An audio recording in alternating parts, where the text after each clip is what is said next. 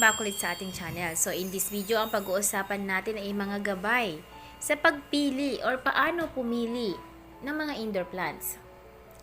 Hindi lahat ng mga halaman ay maaaring mabuhay sa loob ng bahay.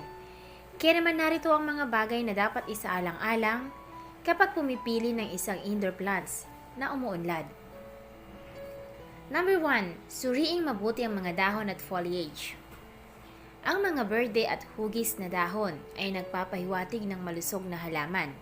Suriin ang anumang tanda ng sakit sa halaman tulad ng brown or madilaw-dilaw na mga spot at mga marka ng kagat ng insekto or mga butas. Ang labis na makintab or pinakintab na dahon ay isa ring babala dahil ang mga halaman ay maaring maglaman ng mga chemical or pataba. Inirerekomenda din na bumili kasama ng mga bagong putol na dahon or bulaklak dahil mas malusog ang mga ito. Ang pagtatanong din sa nagbebenta ay magiging mahusay upang maiwasan ang mga abala ng pagbabalik kung hindi ka masisiyahan sa iyong mga nabili. Number 2, isaalang-alang ang space kung saan mo ilalagay ang mga halaman. Ang puwang ay dapat na maingat na isinasaalang-alang dahil hindi mo naman siguro na naisin ang isang halaman na masyadong malaki para sa iyong silid. Lilika ito ng higit na abala kaysa ginhawa.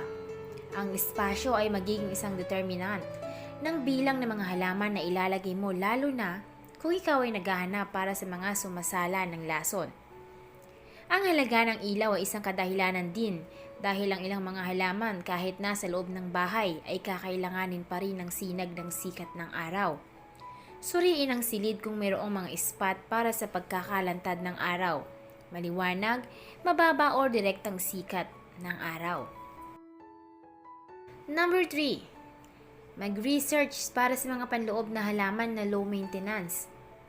Para sa mga nagsisimula ng panloob na hardin ng halaman, inirerekomenda na magsimula sa mababang pagpapanatili ng mga panloob na halaman tulad ng aloe vera at lily of the valley.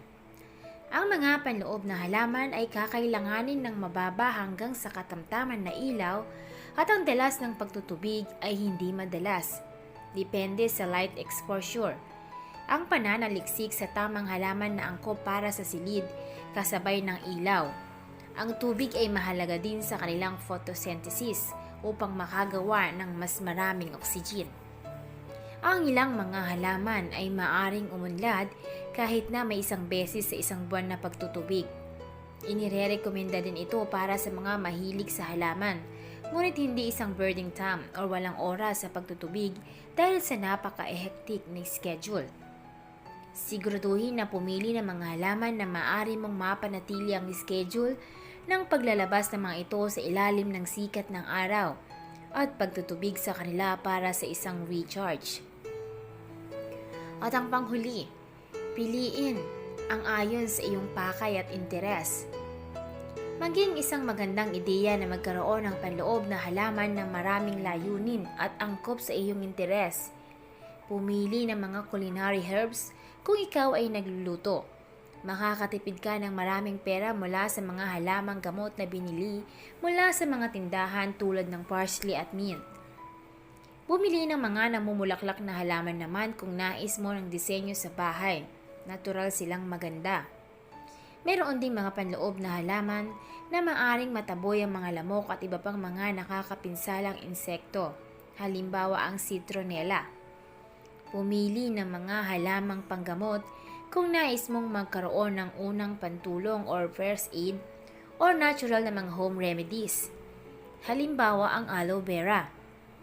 Sa lahat ng mga interes na ito, tiyaking isaalang-alang ang mga benepisyo sa kalusugan na matatanggap mo. So yan lamang po ang ilan sa mga guidelines na pwede mong isaalang-alang sa pagbili or pagpili ng mga indoor plants kung ikaw man ay nagbabalak na maglagay ng mga halaman sa loob ng iyong bahay.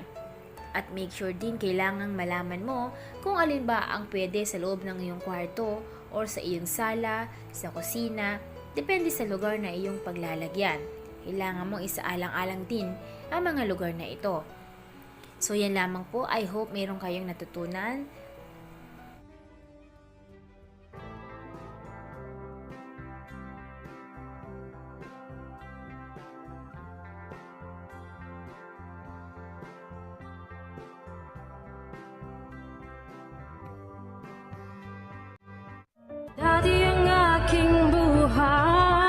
ay kulang sa sigla. Gandang taglay ko ay hindi nila makita, ngunit nang ikaw ay makilala, ang beauty ko'y lililingon na. So pick and pack, shop till you drop, sa easy shop, gagandang buhay. Pick and pack, shop till you drop, sa easy shop, mundong magiging makulay. Pick and pack, shop till you drop, sa easy shop, gaganda ang buhay. Pick and pack, shop till you drop, sa easy shop, mundo'y magiging makulay.